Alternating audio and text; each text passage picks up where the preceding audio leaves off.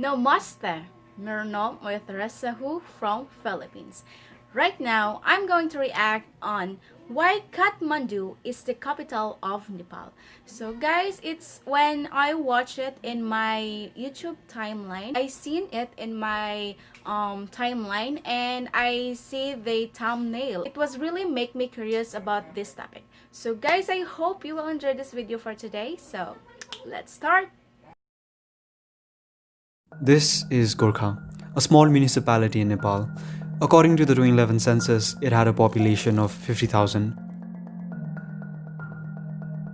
This is Kathmandu. It is the capital city of Nepal. In 2011, it had a population of 1 million. Just from the aerial images of these two places, we can see a lot of difference between the two. Compared to Gorkha, Kathmandu is packed with concrete buildings, roads and people. Satellite images show Kathmandu as a blot of grey surrounded by green. Gorkha, on the other hand, has hardly any grey spots, a testament to how little infrastructure has been built here. Now, obviously, one is the capital of our country, while the other seems like it's barely even a town. But Gorkha was once the starting point of a unification campaign that would give rise to the modern-day Nepal, a campaign that would unite numerous fractured kingdoms into a country that could resist the British Empire. The reason Kathmandu is the capital of Nepal is intertwined with the story of how this small kingdom rose to be able to withstand a global superpower, and this story starts with this man. This is Prithvinarayan Shah, the first king of the Kingdom of Nepal, but before he was the king of Nepal, he was but a ruler of this small town of Gorkha, which was then known as the Kingdom of Gorkha. In 1743 AD, he set out on a campaign to unify small kingdoms around Gorkha. He started with Nuwakot, Kirtipur, Makwanpur and Chokod, but when he reached Kathmandu, he did something strange. He decided to proclaim himself as a monarch of the Kingdom of Nepal, centralize this region for future conquest and not his own Kingdom of Gorkha. More than 250 years later, the Shahs no longer rule Nepal. Today, it is a federally parted and democratically ruled republic, but Kathmandu still remains Nepal's capital. The city has seen unprecedented growth over the years and remains the most infrastructurally developed city in the whole country, while Gorkha has receded to a footnote in history. This really made me curious. What was so special about this city that it compelled Prithvinarayan Shah to choose?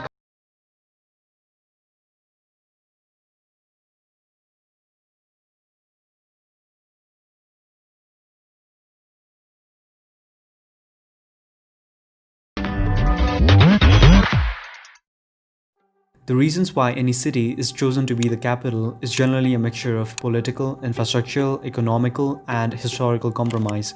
London became the capital of the English dynasties as administrative buildings were built in the area which lay at a favourable point in the River Thames, with prior infrastructure having been built by the Romans centuries before. For the conquering Shah dynasty, the choice between a relatively sparsely populated land such as Gorkha and the verdant, naturally defensible and strategically central land of Kathmandu Valley was an obvious one. Even before the conquest under the Shah dynasty, Kathmandu Valley was home to the Newars and the dynasty of Mughal kings and was called by foreigners as Nepal, Sanskritized word for Newa, which is what the inhabitants call themselves. Far from its current borders, medieval Nepal occupied much less territory in every direction than its early modern and modern counterparts.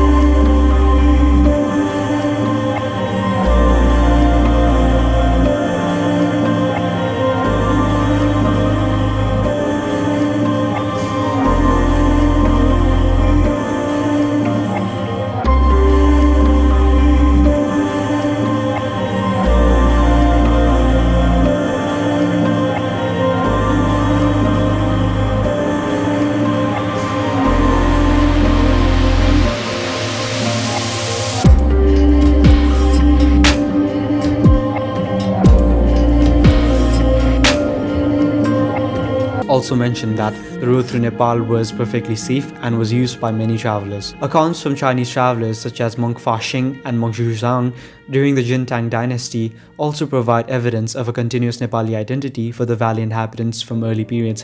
But why did this region turn into such a hotspot for settlers? Well, Kathmandu lies on an ancient lake basin. Historians propose that this is the same lake mentioned in the Manjushri mythos. The remnants of an ancient lake is the reason Kathmandu has a large, fertile plain for sustaining a booming population. Besides the obvious benefits of good soil and relatively regular rivers, the valley lies in an important transit point between the two historically rich regions of the Indian subcontinent and the Chinese heartlands.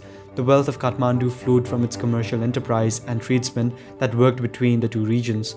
Nepali work and craftsmen were prized, notably in the 13th century AD, as evidenced by the emergence in the Yuan Chinese courts of the artist and architect Oraniko. Trade in the copper works, idols, and statues flowed from chiefly the Kathmandu Valley, whose artisans and specialized workers were stratified in a caste system by the Mulla dynasty.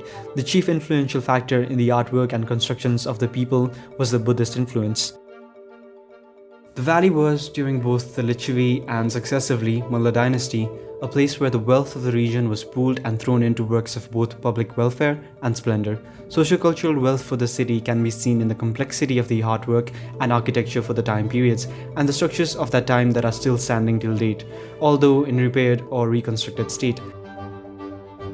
Works on temples and public water amenities such as springs help provide the urban texture of Kathmandu that is still viewable today. The old name for one of the cities of the valley, Kathmandu proper or Kashtamandav, comes from one of these public amenities, literally translating into wood-covered shelter. The 3 stories public shelter that was situated in Maru Kathmandu was a building made entirely of woodwork in the pagoda style, which was destroyed during the 2015 earthquake of Nepal and is currently under reconstruction. All this points towards the valley being a flourishing city with art, culture, impressive infrastructure long before unification under Prithviraj Shah.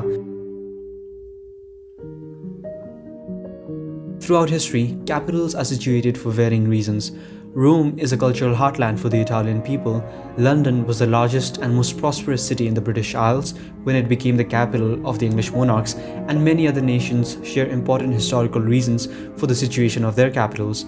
For the unification of Nepal, at that time, the wealth and prosperity of the Kathmandu Valley, along with its pre-existing infrastructure and its defensibility, may be some of the reasons why it eventually became the capital.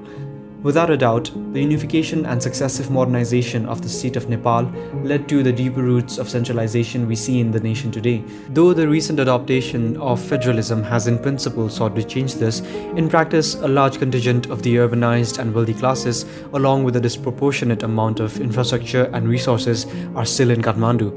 As such, people from all over the nation come to find employment and opportunities in the city. The valley, like it has ever been, is still a melting pot of cultures and travelers from every reach of the Himalayas. The valley is still mythologized to a certain degree as a haven for opportunities and monetary mobility, with people flocking in from east and west. This mixing of people and cultures have sometimes led to disputes between the native Newars and the people who have immigrated to the city about whom Kathmandu belongs to.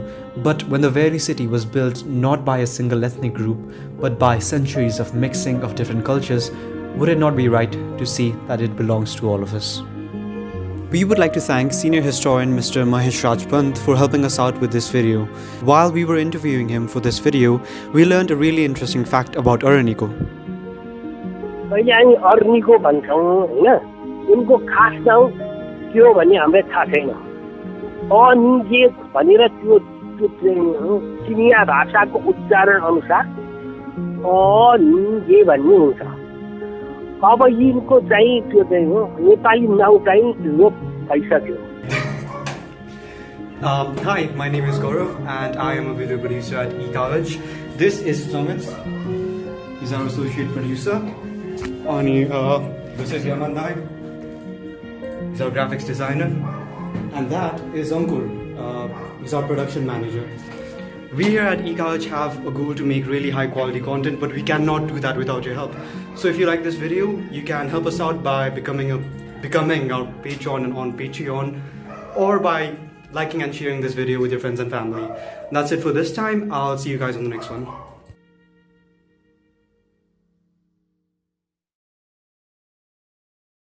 Okay, so As what I have understand, the first king in Nepal, he was the one who chose this place, which is Kathmandu, to make us a capital city of the Nepal. So when he was being in Kathmandu, he decided to proclaim himself that it was the kingdom of Nepal, so which is the Kathmandu. So in Gorkha, as I understand also, they just call this as the historical, or the point of the historical is a campaign that can unite the kingdom.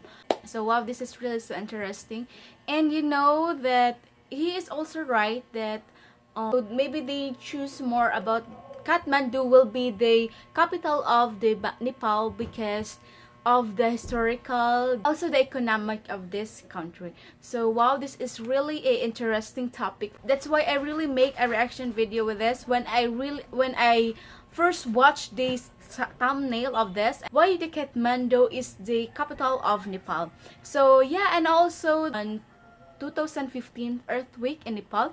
Yeah, because I was last time when I make reaction video of the Kathmandu, and most of you are telling me it's an old, and because it's not already there because of the earthquake. So that's why, as you can see, that it's still constructed, but it's really a good news. So guys, thank you so much, and I hope you enjoyed this video for today. So once again, I'm with Ressa. God bless you and have a nice day.